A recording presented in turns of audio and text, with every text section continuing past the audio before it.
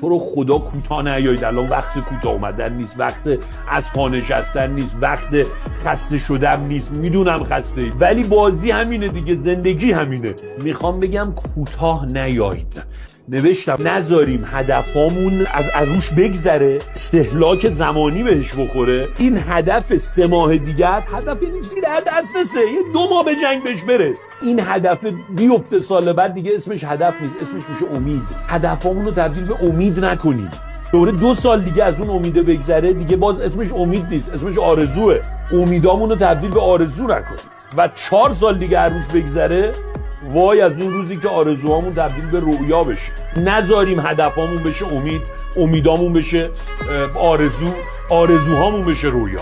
همه آدما دارن هدفهایی که یه روزی امید شده، یه روزی آرزو شده و یه روز رویا و یه روز مرده. یعنی یه آدم که نمیتونه همه هدفاشو به سرانجام برسونه، خب اما 4 تا اصلی ها رو انجام میده، 10 تاش میشه رویا.